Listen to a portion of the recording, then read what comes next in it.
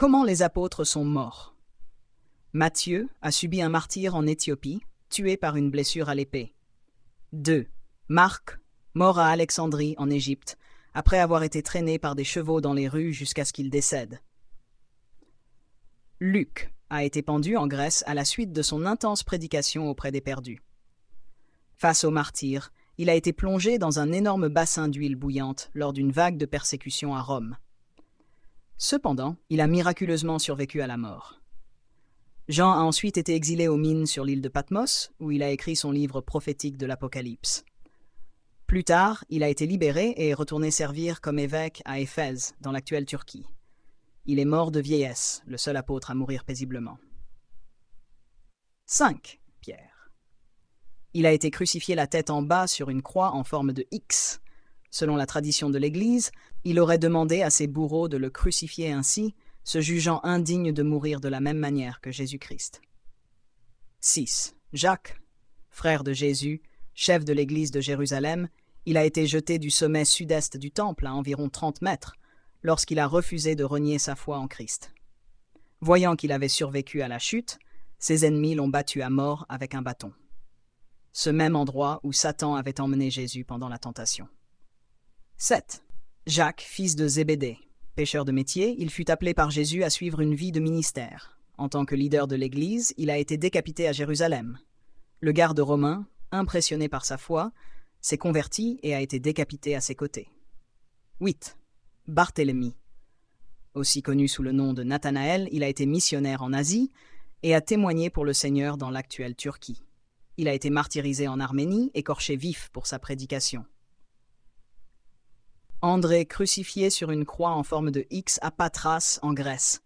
Sévèrement flagellé, il a été attaché avec des cordes pour prolonger son agonie.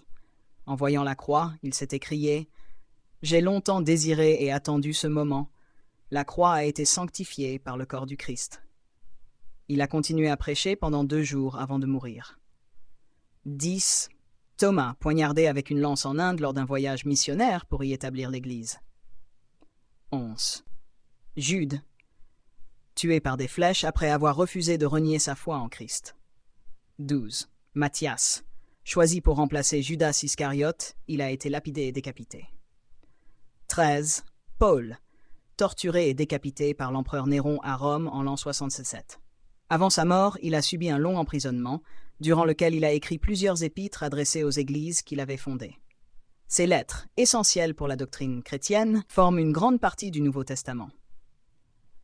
Cela nous rappelle peut-être que nos souffrances ici sont petites en comparaison avec l'intense persécution subie par les apôtres pour leur foi. Vous serez haïs de tous à cause de mon nom, mais celui qui persévérera jusqu'à la fin sera sauvé. Réfléchissons. Pourquoi sommes-nous si vite endormis pendant la prière, mais restons éveillés pour un film de 3 heures? Pourquoi nous ennuyons-nous à lire la Bible alors que nous trouvons d'autres livres fascinants? Pourquoi est-il si facile d'ignorer un message sur Dieu, mais si simple de partager du contenu futile? Pourquoi les prières raccourcissent-elles alors que les bars et clubs ne désemplissent pas? Pourquoi est-il facile de vénérer une célébrité, mais si difficile de s'engager pleinement avec Dieu?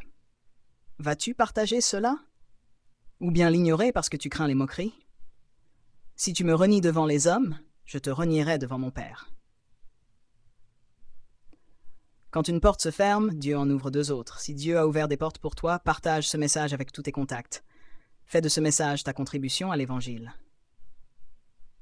Que Dieu te bénisse.